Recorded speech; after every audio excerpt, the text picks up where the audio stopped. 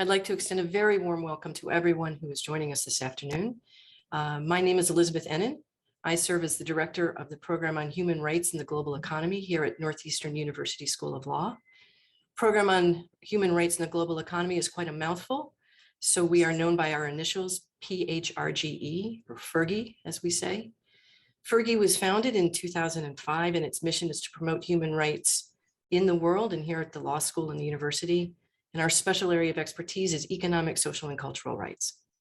I am very excited to welcome you to our event today on an important book on the future of human rights, The Coming Good Society, Why New Realities Demand New Rights. We are extremely fortunate today to have both authors with us, and it is a privilege and an honor to introduce them to you. William Schultz, Sushma Rahman are extraordinary human rights advocates who have been leaders in the field and have made so many contributions to the world. In addition to writing this groundbreaking book, they've done an exceptional amount of good in the world. They have such illustrious careers. I could spend an hour telling you about the amazing things they've done, but I'll content myself here with just mentioning a few highlights. William Schultz, who goes by Bill, is a senior fellow at the Harvard Kennedy School's Carr Center for Human Rights Policy. He's the former president of the Unitarian Universalist Association of Congregations, and he served as the executive director of Amnesty International USA from 1994 to 2006. Sushma Rahman is the executive director of the Harvard Kennedy School's Carr Center for Human Rights Policy. She formerly served as a program officer for the Ford Foundation and the Open Society Foundation, where she focused on human rights and social justice initiatives. So for today's event, we've invited each author to speak for about 15 minutes. After they're done speaking, I'll start the question and answer session and then open the question and answer session up to all of you. If you have a question, please either put it in the chat, or if you'd like to ask your question more directly, please use the raise hand function. And with that, it is my privilege to turn the event over to Bill Schultz. Thank you, Bill. Thank you so much, Professor Ennin, and thanks to PHRGE for hosting us today. We're delighted to be here, and welcome to all of you. I'm going to guess that at one time or another, most of us have either picked a wildflower from a garden or at least enjoyed the sight and scent of a bouquet of wildflowers on our tables. Now, picking wildflowers kills them, of course. So if I'm right about my assumption, almost all of us have therefore been party to the violation of wildflowers' right to life. Now, of course, I know very well that the right of wildflowers not to be killed is not yet an established right. But the point of our new book and my remarks today is that at some point it might be. As Professor Ennin has said, I served as head of Amnesty International USA during the time when same-sex marriage, among other things, was being recognized by some nations as a human right.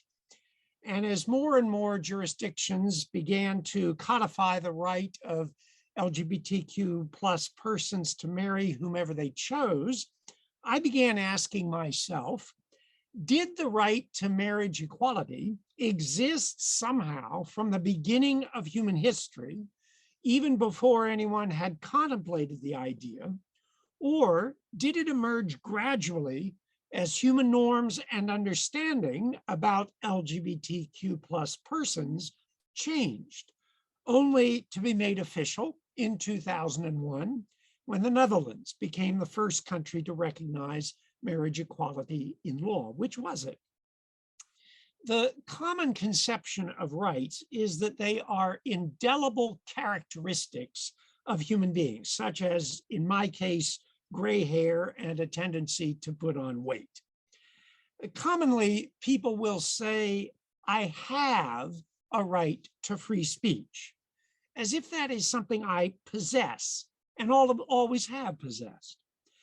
But in our book, we argue that rights are based upon human beings' transactions with one another and with the world around us, and that we assign rights rather than discover them based upon our changing conceptions of dignity and our changing notions of what constitutes a good society. Take, for example, emerging rights such as digital rights or the right to control the use of your own genetic code. Well, there couldn't possibly have existed in an analog age or before the world even knew what a genetic code was, such rights as those, could there?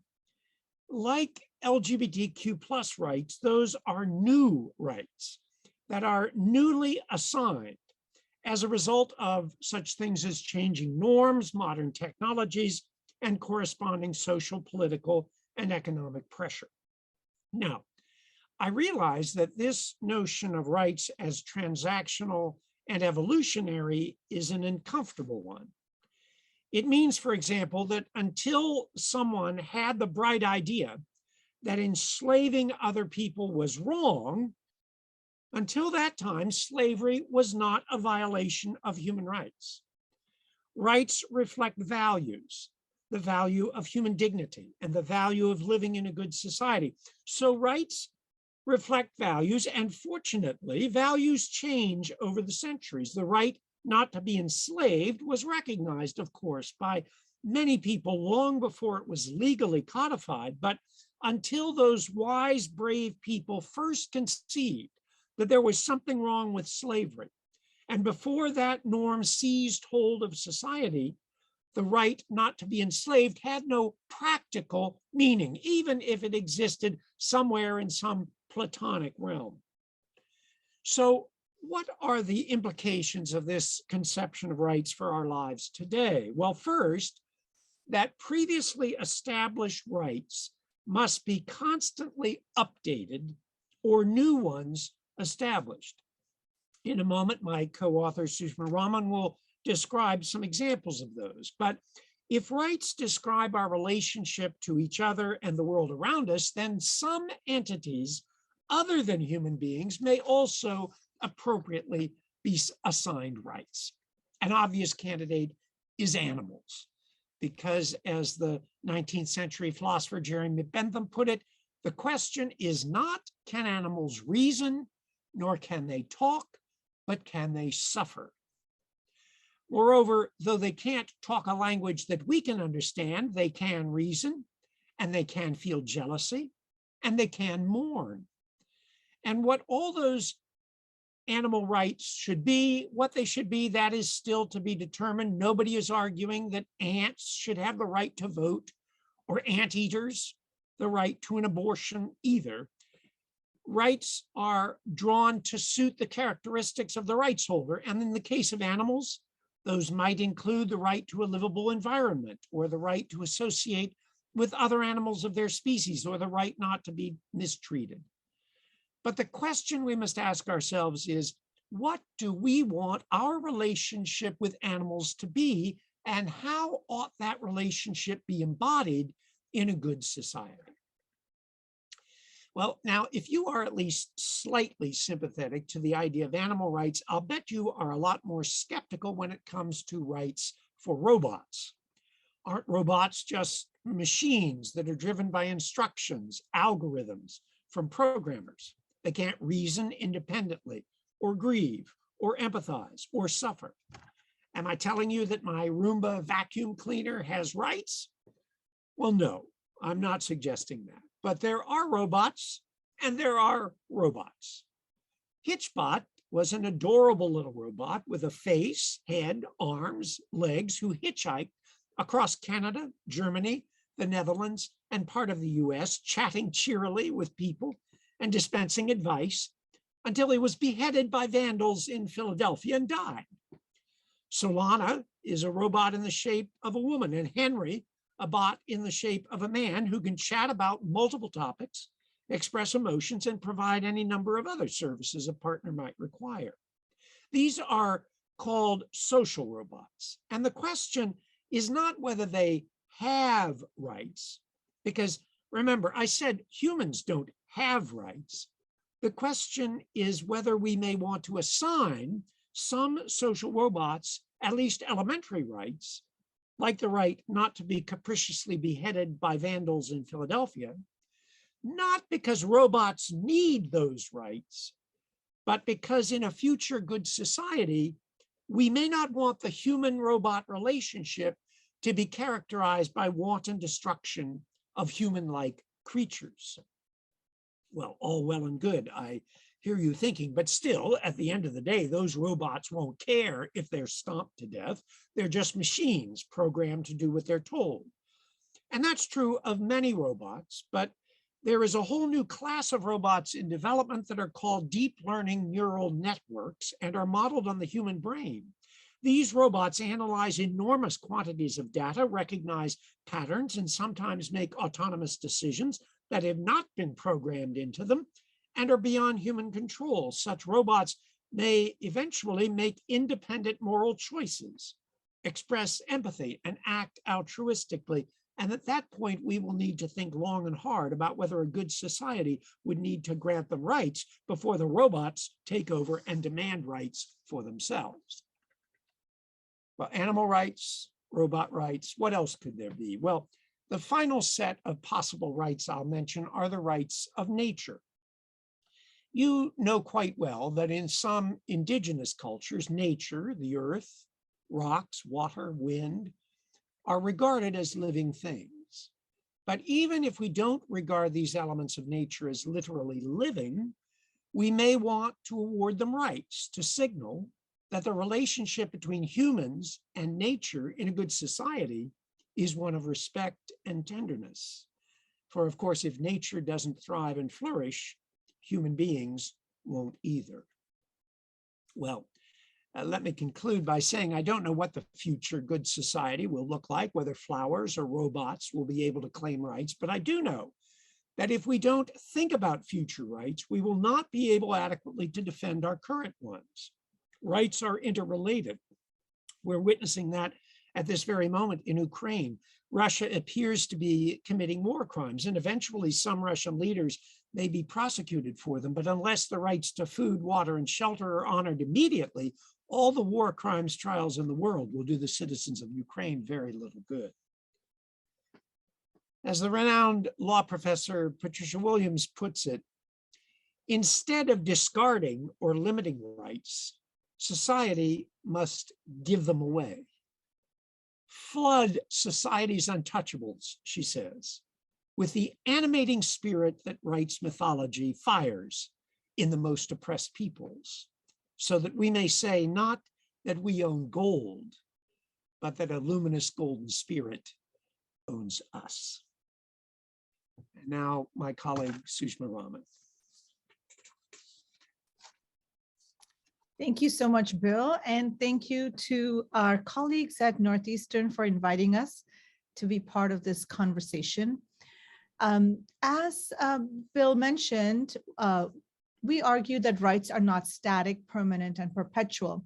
They don't stay the same from generation to generation. Some rights might evolve and change depending on changing norms and circumstances. And sometimes brand new rights might arise that few people had ever contemplated before.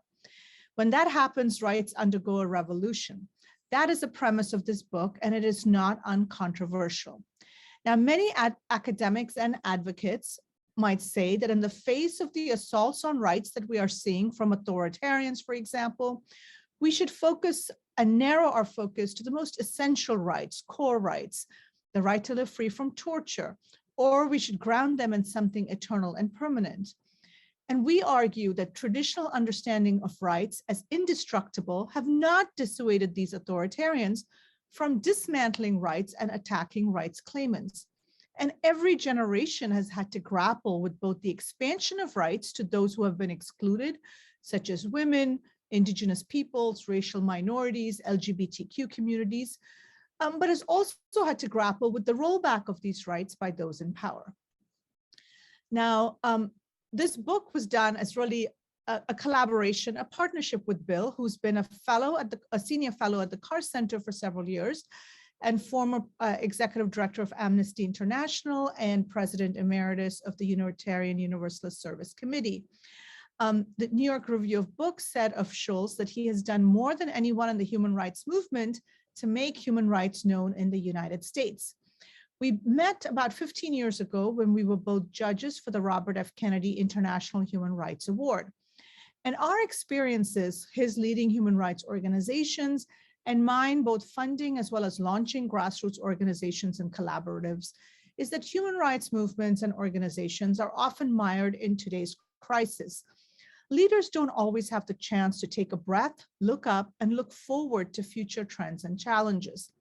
At the same time, the accountability, relevance, and impact of the human rights movement and the framework are being questioned. So we believe our book contributes to a broader public dialogue about the relevance of rights and how they must evolve with changing circumstances in order to be relevant in the future. We argue that to preserve and promote a good society, one that protects its members' dignity and fosters an environment in which people will want to live, we must at times rethink the meanings of these familiar rights and consider the introduction of entirely new ones. We draw in part upon the work of Martha Nussbaum, who champions the capabilities approach. In her words, the capabilities approach requires us to focus on the protection of the areas of freedom so central that their removal makes a life not worthy of human dignity. Capabilities necessary to a life of dignity might encompass a range of areas such as bodily health and integrity, education, ability to produce self-expressive works, ability to participate in political life, and more. Bill touched on some of the issues that we address in the book. One of the chapters, entitled "Here's Looking at You," addresses the increasing encroachments on our privacy, liberty, and freedoms through technological advancements. Thanks to the publishing cycle in academia, this chapter was written a couple of years prior to publication, and there's been significant acceleration in both technological advancements as well as research in this domain. Nevertheless, as we indicate in the book, our efforts are meant less to predict than to provoke, to encourage collective thinking and discourse on how technology can contribute to the shaping of a good society. We touch on the issues of privacy and surveillance, now increasingly familiar to us through Shoshana Zuboff's work on surveillance capitalism, as well as other research and action on issues of opacity and bias and online manipulation through effective computing, the use of computing to identify and influence emotions. And we touch on an additional rights dimension, which is that people who are marginalized and discriminated against are increasingly under scrutiny, whether ethnic and religious minorities or LGBTQ individuals or human rights defenders. For example, have you ever frequented a gay bar, prayed in a mosque, registered in an online dating site, or visited an abortion clinic? Have you eaten a beef burger in India, clicked on a link to a dissident website in China, or participated in an anti-corruption protest in Mexico? Government agencies and police departments can gain access to even the most personal facts about you, facts like these with a click of a button, thanks to increasingly sophisticated technological tools. And private companies can do as well. Your photo on a social media platform can be combined with consumer choices to identify all sorts of information about you. Whether as citizens or consumers, virtually our every move is being watched, documented, downloaded, shared, coded, and collated with other people's data. New developments in technology are threatening to compromise the right to privacy, an international human right grounded in the UDHR and the International Covenant on Civil Political Rights, and codified in over 150 national constitutions. Several sweeping societal changes are driving these threats. First, the pervasive use of new technologies, including by private actors, that can intrude into every aspect of our personal and professional lives. Second, the persistent fear of terrorism, violence, and crime that influences many public policy decisions, particularly in the post-9/11 world, in ways that undermine privacy. And third, the increased digitization and commodification of our personal and public lives. Many of these controversial and widely publicized threats to privacy have been instituted in the context of the war on terror. The Patriot Act, for example, passed 45 days after 9/11, made it far easier for the US government to track phone calls and bank accounts, and even initially what materials citizens withdrew from their libraries. US courts regularly wrestle with the question of what constitutes legal search and seizures under the Fourth Amendment, and when law enforcement officials need to get warrants to carry them out. So we might be tempted to think that these privacy encroachments are limited to the tracking of alleged terrorists or criminals, but we're sadly mistaken. We wake up to our smartphone alarm, we click like on our social media feed first thing in the morning, we turn on our smart television for the headline news, we step on a smart scale to check our weight, log our breakfast, and so on and so on. Barely an hour has passed in the day, and a composite digital picture can be created by these various devices. And our children are not immune from such data gathering either.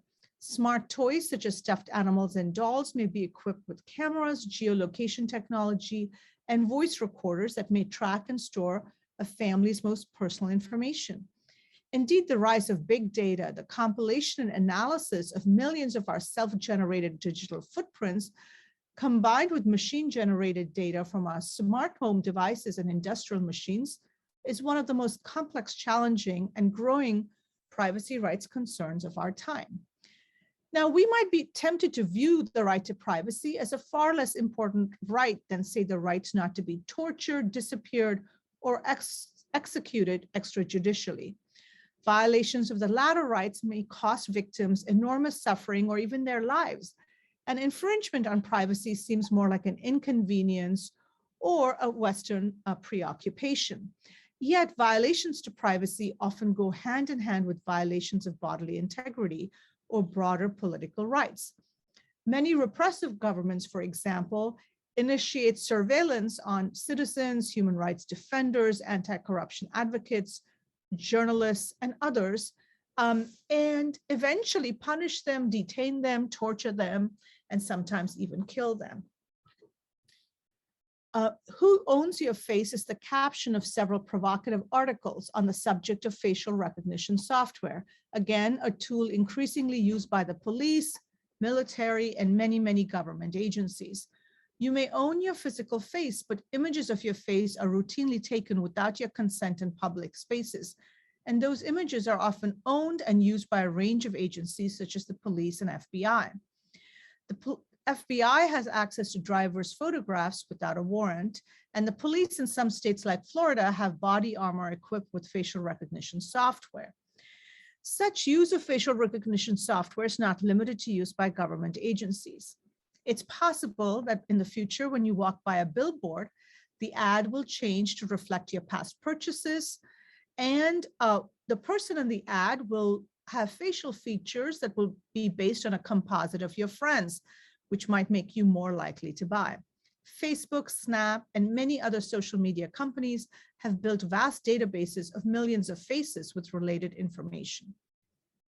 On a more serious note, the criminal justice system in the US uses a threat or risk score to predict whether an individual will commit a crime in the future.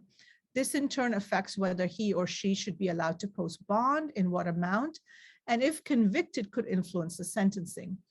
Local law enforcement agencies are increasingly turning to such programs to comb through billions of data points, including prior arrests, deep web searches, and social media in order to create a color-coded threat score. And this can be combined with other sources of information, such as scans of license plates, social media hashtags, data from cell site simulators, and camera recordings from police cameras across cities, all in real time. And this threat score is increasingly used by police departments across the country when responding to 911 calls. An investigation by ProPublica revealed that the software algorithm used in the US criminal justice system asked questions that seem to disproportionately and adversely affect African Americans, even if there's not an explicit question about the individual's race. ProPublica alleged that the algorithm falsely flagged Black defendants as future criminals, wrongly labeling them this way at almost twice the rate of white defendants. The criminal justice system also relies upon facial recognition software, which may have a racial bias problems. African Americans are at least twice as likely as members of other races to be targeted by police surveillance, to be pulled over by police and arrested. This, combined with misidentification and inaccuracy or bias, can lead to devastating consequences for many individuals. The immigration system in the US and around the world uses such surveillance technologies as well, not only at physical borders, but increasingly in communities much beyond these physical borders, and in ways that automate data collection and decision-making. ICE uses sophisticated technology to surveil the border, but also to amass large troves of information on immigrants and US-born alike, with significant implications for our privacy, freedom, and dignity. In many countries, governments are systematically tracking protests and outrage online, and then muzzling the freedom of speech and expression of human rights activists and journalists. The coronavirus pandemic has only intensified the tracking and surveillance efforts of governments, often in the name of public health. The use of contact tracing apps and other digital means to track individuals' physical locations and contacts during the pandemic raises questions as to whether these increased surveillance powers will become permanent. While the right to privacy might be a well-established right, we need to reconceptualize how we exercise such a right in the face of increased government surveillance and corporate commodification of our data. Activists in the US have been working on a ban or moratorium on the use of facial recognition technology, while human rights groups around the world are protesting the use of surveillance technologies by digital authoritarians. Right to be forgotten in Europe allows EU citizens the power to ask that certain sensitive information be removed from their search results. We may also want to think about new rights in a digital age. The right to explanation in the case of opacity and bias affecting automated decision-making systems, and the use of predictive analytics, for example. And if human rights in the digital age are one set of concerns facing communities and societies around the world, another focuses on economic rights in an age of accelerating inequality. Human rights are often seen as comprising of civil and political rights, such as the right to vote or the right to live free of torture, and economic, social, cultural rights, such as the right to food. Human rights organizations in the global north are often accused of focusing more on civil political rights.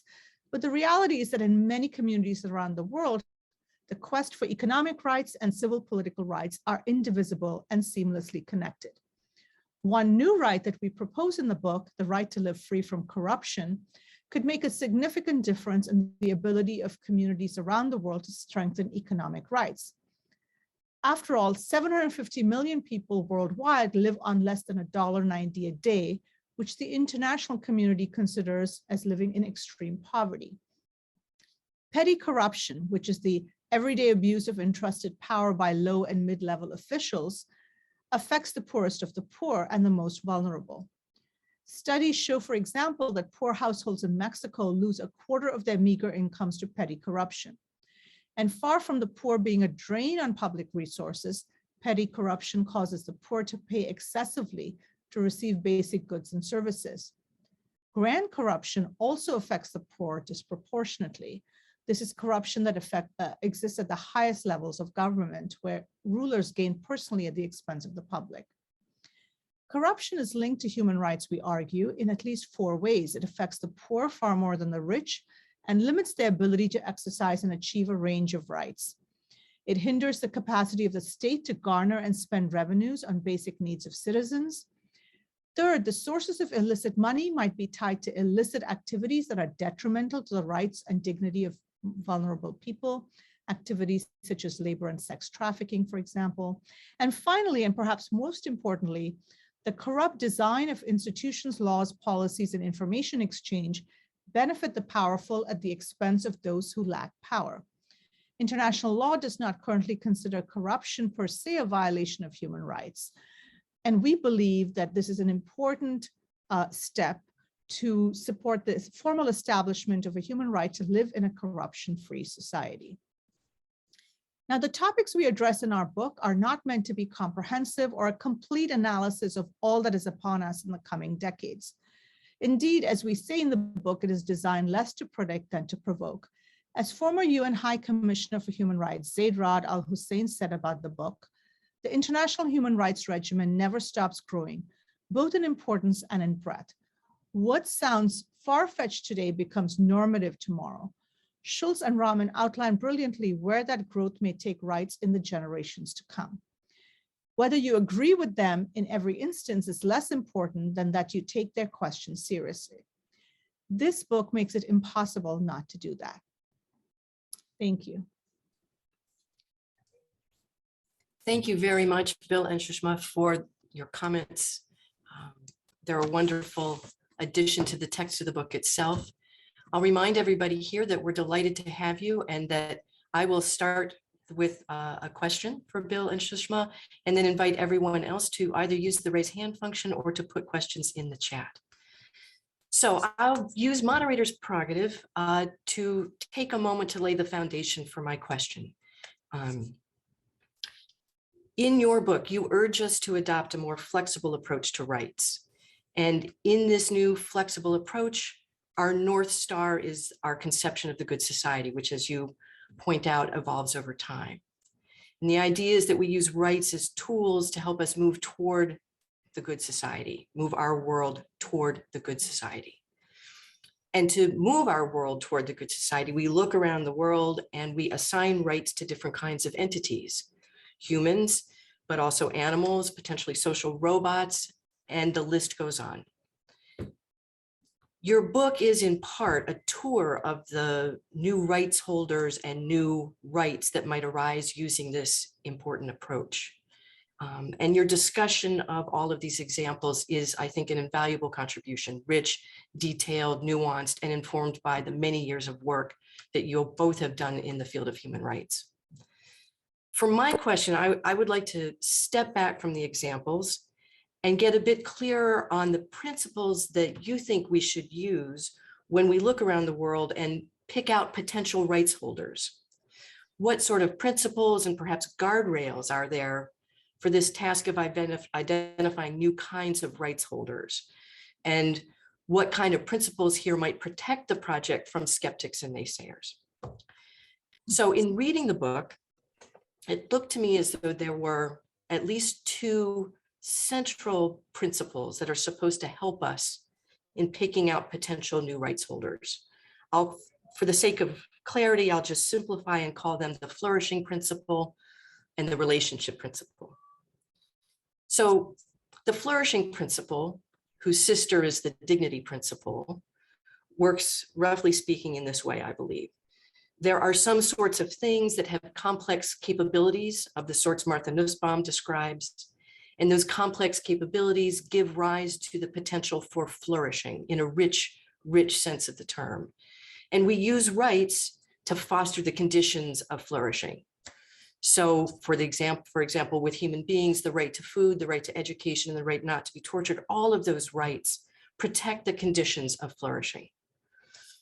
And as you note in the book, and as you mentioned today, we can also use the flourishing principle to assign rights to animals, and you do so in a very nuanced way in the book.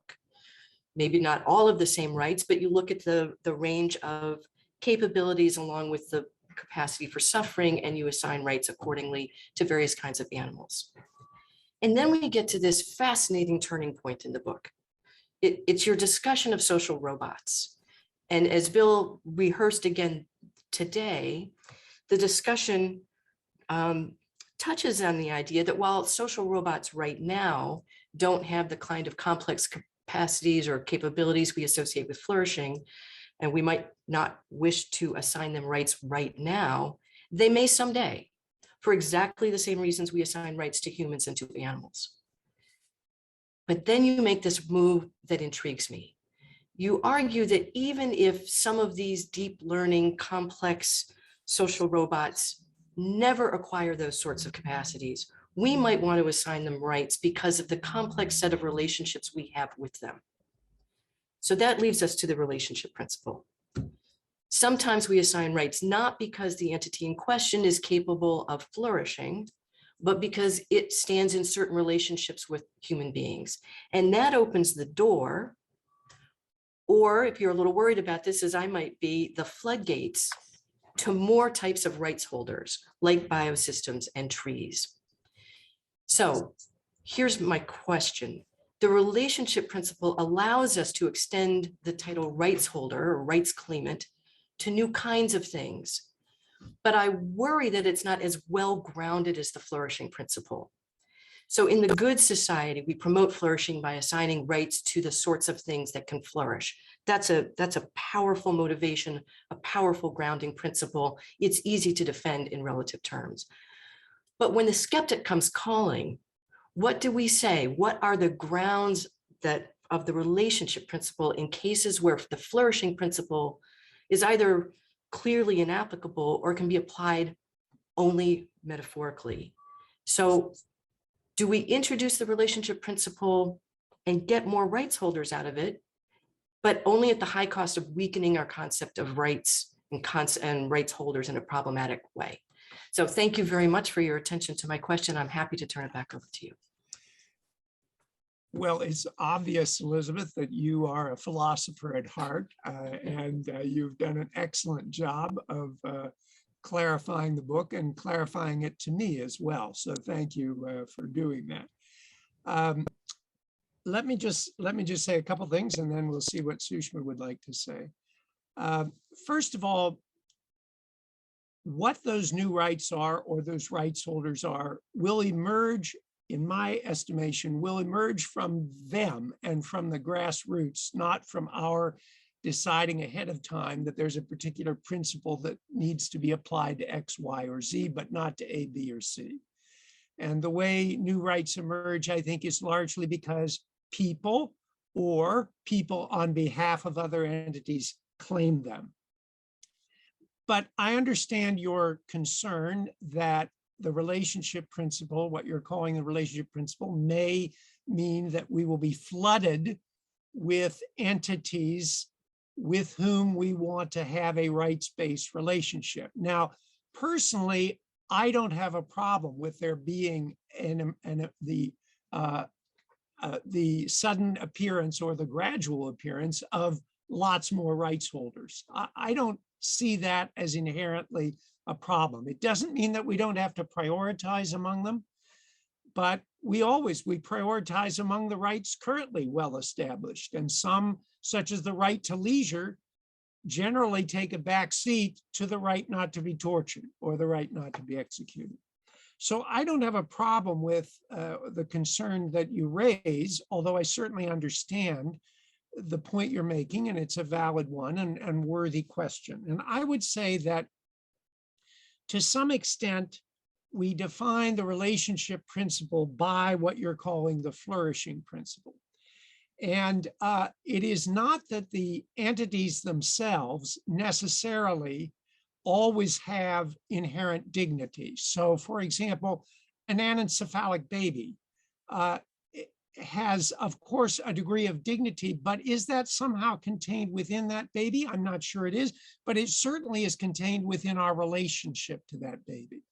Similarly, a murderer, someone who has committed a very significant crime, may have sacrificed a degree of dignity, but we still want to say that it is our relationship to that murderer, and whether we want the state to be an executioner of that murderer in our name, that defines the relationship principle. And what is that? Well, in my view, it is an element of what you're calling the flourishing or the dignity principle. Do we want to be the type of people whose dignity is defined by the fact that we execute capital criminals, or that we torture an anencephalic baby, or perhaps that we wantonly destroy a social robot? You make reference to, I think, the fascinating little experiment which a social scientist conducted, in which she gave to a group of people small toy animals in the forms of dinosaurs. They were small robotic animals in the forms of dinosaurs. And she had the people in the group play with those animals, just as children would play with stuffed animals, stuffed toys. And then she told them to destroy those robots, to destroy those small toy dinosaurs. And people couldn't do it. People were extremely upset by that. Not because they knew on some rational level, of course they did, that these were merely toys, they were merely machines, they were merely any more than, but if we think about how our own children felt, if we would have asked them to destroy one of their stuffed animals and to rip it apart. On some level, they would have felt that that impinged upon their dignity, and that the relationship between them and that stuffed animal needed to be one of dignity as well. So I'll just conclude by saying, for me, there's some degree of common sense involved here. And we give in the book the example of a cardboard box. Would a cardboard box ever be eligible to be assigned rights? I don't think so, because there's no way in which I can imagine saying that my relationship to a cardboard box entails dignity of any kind. I think if we saw someone destroying a cardboard box, as I do every time I get an Amazon delivery or whatever, we wouldn't say there's anything wrong with that. There's no dignity involved there. So for me, at least, the answer to your question is that the relationship principle has boundaries based upon those relationships that can claim or entail or violate dignity. Thank you very much. That's extremely helpful. I appreciate the answer. I would like to open the discussion now to all of our guests today. If you would like to ask a question, please just raise your hand and unmute yourself.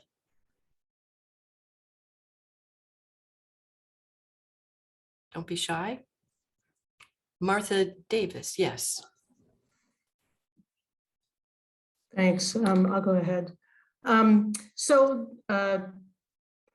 Thank you so much for coming today and for this really fascinating book and presentation. My question is it important to think of assigning rights to new entities as opposed to expanding the obligations of humans in their interactions with these? And so it's easier for me to imagine that I've got an obligation not to destroy a robot than to feel that the robot itself has rights. And I guess I'm just wondering, what your thoughts are about that. Could we just substitute more obligations on humans and achieve the same kinds of goals that you're, or sort of answer some of the same kinds of questions that you're trying to answer by looking at expanding rights? Well, I talk more than enough, so let Sushma. Okay, so I would say that you could do both. And in fact, when we think of rights, we also have to think about the duties and obligations. And so I think it is possible to really think about this within the framework that we laid out earlier, which is that, expansion of rights does not necessarily mean dilution of the existing rights. In fact, sometimes we need to strengthen our core rights and some of the existing rights in order to think about the new rights, for example, in the digital age. In the chapter on corruption, we actually touch on this issue of whether we should think of something as a right or maybe as a good public policy, or as you say, an obligation. And we argue that in certain instances, we may want to think of the rights framework because of the way it creates a common framework, a common language, a way in which civil society organizations and social movements can connect with each other, as well as with global institutions to put pressure on governments as well as others, to ensure the securing of rights for all. And I guess I'd just add that the difference between rights and obligations, or the difference between rights and policy, is that rights are far more fundamentally established. And therefore, while it's true that theoretically rights can regress or be rescinded, it's far harder to do that when you have established international consensus in the form of international human rights treaties that have established a set of rights than it is to rescind or regress with regard to policy or obligatory commitments. And the whole point of a rights-based system is that it grounds our obligations in something that is far more solid than merely today's policy or law, which can easily be amended or overturned. So I guess I would say that we certainly don't want to make everything a right. And there do need to be, as I discussed earlier with Professor Annan, there need to be boundaries and limitations to that. But there are going to be a certain number of things that we will want to establish in the solidity and firmness of righthood that move beyond policy, law, or obligation. Okay, thank you. We have 2 questions in the chat, and I see that we have a raised hand. I'll go first to our first question from the chat from Carola Lengas, and I apologize for what I'm sure is a mispronunciation of your name. Would it not be sufficient to rely more on economic and social rights or expand on the already existing human rights concept of dignity to achieve what you are arguing? It's related, I think, to what you've already said, but maybe you could expand on that a bit. Sushma, do you want to respond to that? If you want to do that, and I'll do the next question. How about that? Okay. So I think the fact is that social and economic rights, as we all well know, and I'm delighted that the Center at Northeastern focuses on those, but traditionally, social and economic rights have not been as well established or as well defended, certainly in the West, as other types of rights. And it may well be that there are certain elements of currently well-established social and economic rights related, for example, to ownership of my genetic code, perhaps, or related to corruption. It may well be that what we are asking for is merely the extension or expansion or amendment of currently established rights. We're not suggesting that we have to invent the wheel or reinvent the wheel here with regard to every single right there is. We're simply saying that whether it be civil and political or social, economic, and cultural rights, we need to continue to examine those, as perhaps your own center at Northeastern is doing, to update them and to bring them into sync with the new technological realities and social norms and so on that are within the society in which we're living. So yes, we absolutely can utilize an expansion of some of current social and economic rights to meet what we're talking about, but there may also be new areas which will require the establishment of rights that today we don't even conceive of. Thank you very much. Stephanie Farior, would you like to unmute yourself and ask your question, please? Hi, sure. And hi, Bill, it's been years. Good to see you. Stephanie, good to see you. First of all, it's so refreshing to hear what you all are saying and what you've written, in part because it's such a nice counterbalance to Hurst Hannum's book, that came out before. He calls it Rescuing Human Rights, and he has a 180-degree opposite view from the one you all take. So bravo on your part. I really like the starting point, or a starting point, being grounded in dignity and the concept of human dignity. There's a reason that Article 1 of the UDHR reads as it does. And all of this really flows out of that.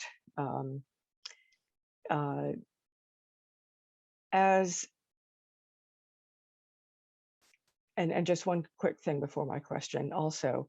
I also really appreciate the fact you have that section on corruption. When I was in India quite some years ago for Amnesty International, and I met with the head of the equivalent of the ACLU for India, and I asked, what, in your view, is the biggest challenge to human rights protection in India? And he said corruption. And it's absolutely a major human rights issue. Very, very important to focus on that. So here's my question. As an activist, I'm always interested in the practical application of these, what some might call new rights claims, even though I see them as a natural outgrowth of the human dignity concept. And achieving international consensus isn't always easy, and some seem to think that they're not rights until virtually everyone in all nations have agreed. And we know that some of these are still areas of contention. So how would you address the consensus issue in determining what has been established as a new right? Thanks. Sushma? Yeah, well, this is a great question, and it actually touches a bit in an indirect way to the question that was in the chat, which is from Shelby Brewster, where she talks about what can be done in cases where conceptions of the good society not only differ, but simply cannot coexist, and gives the example of evangelical Christians in the US who might have an idea of granting rights to some and then not to others, et cetera. So really a question about sort of like, who decides and how do you build consensus in a world that's kind of multipolar and factionalized. And I think that this is a challenge because the language of rights is increasingly co-opted by people who actually are anti-rights. So in the recent months, we can think, for example, of the people who framed the whole issue of not wearing masks, during the pandemic within the context of rights and freedoms, the freedom not to be vaccinated, it's your body, your bodily integrity and autonomy. So there has been this co-option of the rights language, and not just in the United States. It's used around the world, often by authoritarians, often in the context of national sovereignty and sort of national determination and not having Western powers impose on them. And so I think I come back to the question of how do we strengthen human rights movements and organizations and leaders and ensure the flourishing of these institutions of civil society so that they can work on building consensus and collective visions around these shared priorities. And that is a hard task, I think, as a practitioner, I will say, because very often such organizations are mired in very specific causes or their own advocacy campaigns and have their own theories of change. So it really requires taking a step back to say, what is our overarching collective goal, and whether it's around corruption as a new human right, or thinking of refugees in a new context given climate change. All of these require far more ambitious solidarity building, both across the global South, but also with global institutions as well. So let me just add a couple things, but first let me just say a greeting to Stephanie Ferrier, who has been a distinguished human rights scholar and activist for many, many years with Amnesty International. And Stephanie and I worked together in a number of different settings there, including in trying to push Amnesty to evolve its own understanding of various types of rights.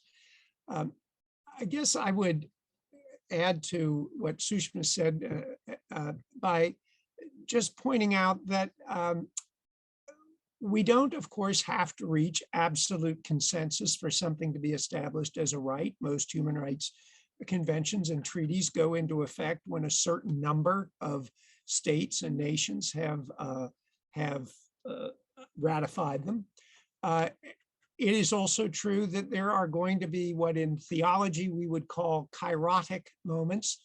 And those are moments when everything comes together at one time and is the right time in history.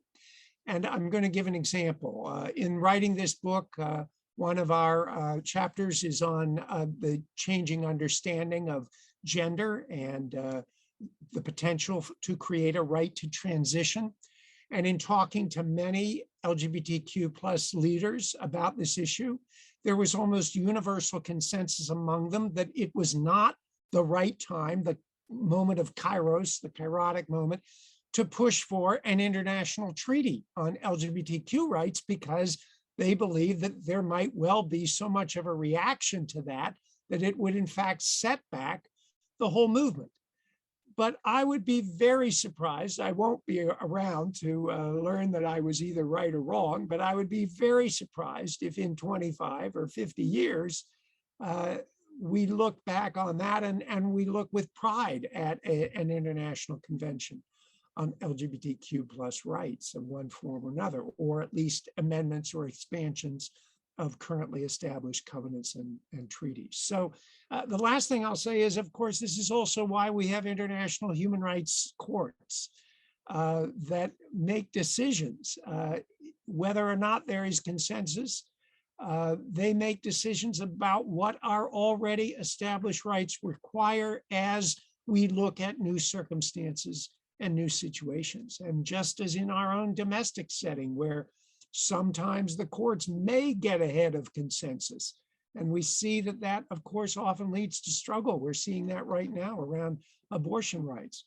But this is ultimately the way social change takes place. It's not simple, it's not easy, it's messy, but over an extended period of time, it generally moves in a progressive direction. Thank you very much. I want to encourage people to put their questions in the chat or simply raise your hand so we can continue our conversation. We allow space for people to find their thoughts.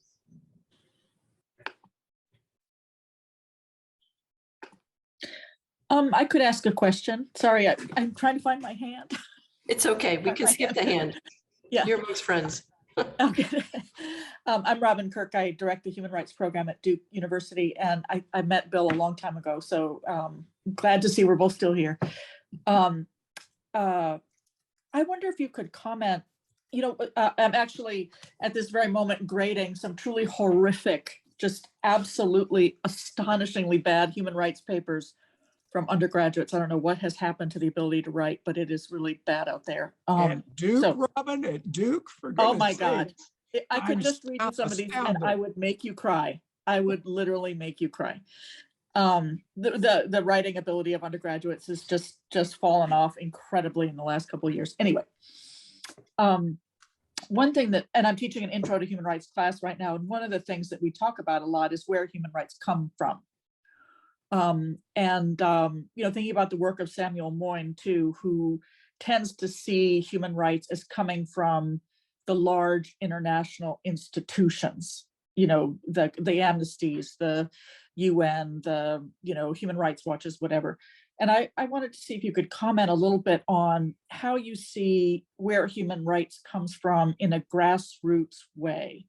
I often talk to the students about Eleanor Roosevelt and her idea in 1958, when the booklet she wrote, kind of celebrating the 10th anniversary of the Universal Declaration, she wrote, essentially, I'm paraphrasing badly here, but essentially, if human rights mean nothing locally, they mean nothing internationally. So like the corruption was obviously one idea, but also just like basic access to government institutions at the local level. And I wonder if you could talk about how you see new ideas of human rights coming not from above, but from below. Bill, do you want me to respond? Yes, please. Okay.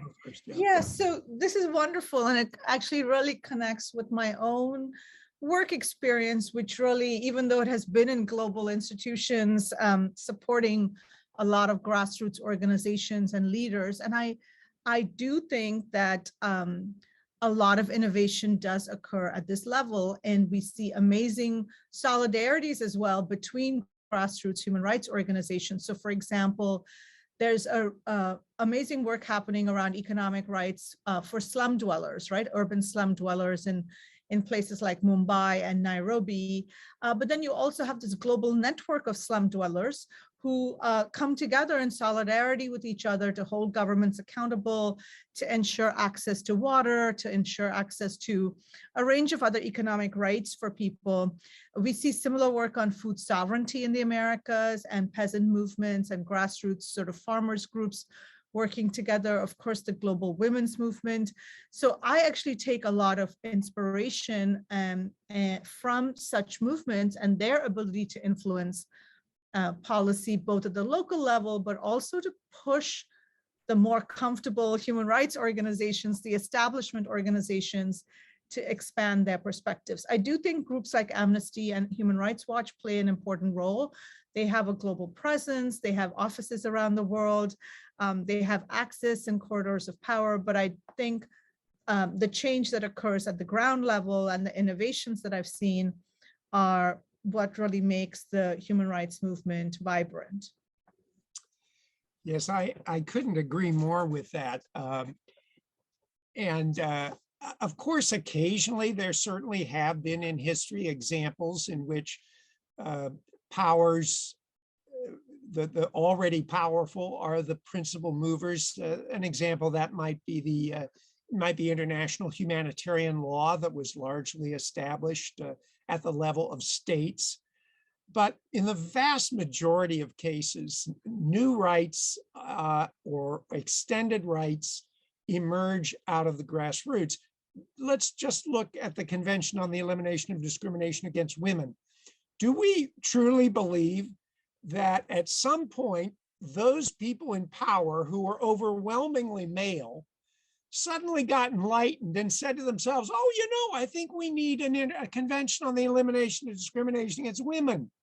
That isn't what happened. What happened, it was an emerging grassroots movement that eventually claimed the support of people with power in political and corporate settings, but they had to be dragged kicking and screaming into that support. And frankly, and I think my friend Stephanie Ferrier will agree with this, in many cases, even within an organization like Amnesty International, I can't speak to Human Rights Watch, but in fact, it is the grassroots people saying to the institution and the people with power, you need to rethink this policy or this rule. It's not working for us here on the grassroots level. So I think that the history of human rights will show overwhelmingly that kind of change takes place first with that kind of grassroots impetus.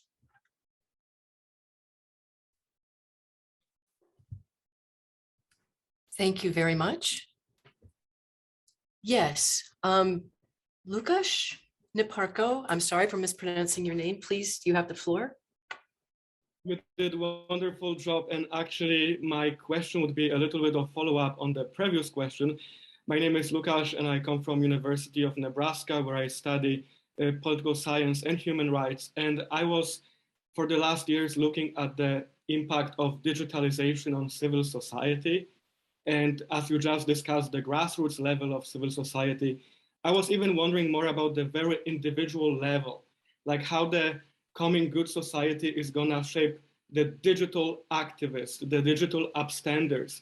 Are we gonna see more individual activism or less? Are we gonna maybe go into more slacktivism mode, or actually in the way that digitalization, that the bots, AI, are they're gonna join us in our strive for democracy, human rights, and adherence to these values? Thank you so much. So that's a fascinating question. I think the book does not directly address the issue of digitization of civil society, but I will say that one of the big challenges upon us is the issue of misinformation and disinformation, which could really affect the landscape in terms of being able to mobilize people in an authentic and credible way to support rights issues around the world. And we are seeing this, for example, in humanitarian context, in the context of conflicts and war, in the context of course, politics and the pandemic, in so many areas. So I think one of the biggest challenges upon us to think about how to promote digital activism in this new era is to think about disinformation, but its impact on human rights, not just in a more technical way.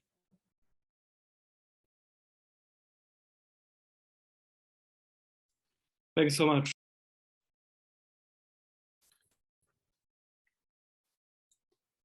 Would anyone else like the floor to ask a question? I have a very, very general question. It's such an opportunity, a golden opportunity to speak to two people with such deep experience and in human rights and historical understanding of human rights. And a question about how you start the book. You mentioned that there are enemies of human rights who would love to toss them into the proverbial trash can of history. So as you look forward in time, 10, 20, 30, 40 years, are you optimistic about our capacity to continue to strengthen and deploy human rights tools and the human rights framework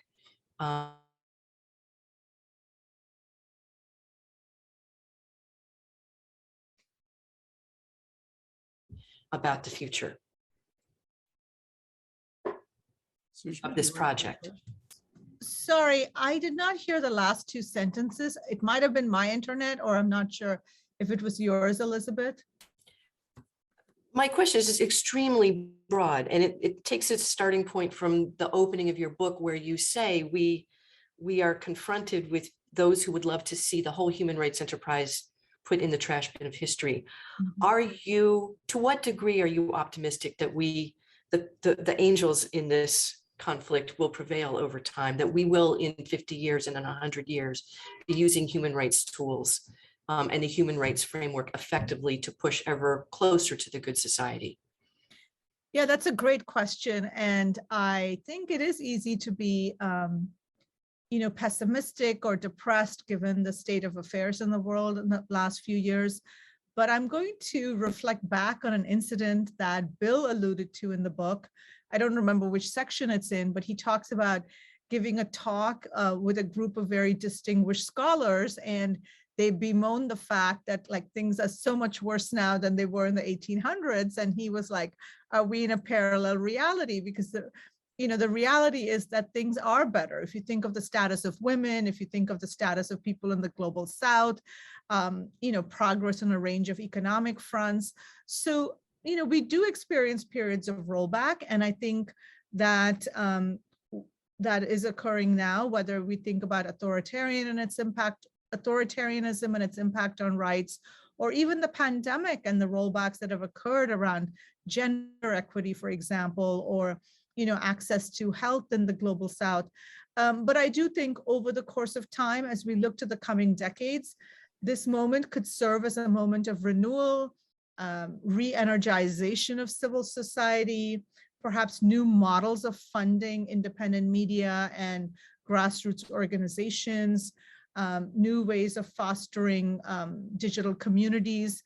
So I think it's incumbent upon all of us to think about how we envision that good society and how do we work towards it. So I will make a caveat in what I'm about to say. Assuming that we don't blow ourselves up in nuclear war, as is now more and more a possibility, or destroy ourselves through environmental destruction. Assuming those two things do not happen, then I believe the odds are 60-40 in favor of a progressive human rights ideal. And why do I say that? Because I would contend that human rights constitute the prevailing cultural norm around the globe. How can I say that? I can say that because the tyrants of the world prove me right. And I will just use our current example of what is happening in Ukraine. Why is it that Vladimir Putin, with all his power, has felt the need to frame his invasion of Ukraine as a small military action? Why is it that he has had to claim that genocide was being committed against Russians in the Donbass? Why is it that he has had to claim that the current Ukrainian government is full of Nazis, even though its president is Jewish? Why is it that he has had to restrict free speech and free press within Russia itself? Why is it? Because he knows very well that he is violating the most widely accepted, not universally accepted, but the most widely accepted international global cultural norms that we have in this world. And One of those is that you respect the sovereignty of other nations, and another is that you don't just kill women and children who are not non-combatants, and there are a whole another set of them that additional ones that I could mention. And this is true if you look at every single authoritarian around the world. Viktor Orban in Hungary, what does he call his system? He doesn't call it authoritarianism. He calls it illiberal democracy. Democracy, that's his. What is it that Xi Jinping in China says? He says China is true democracy.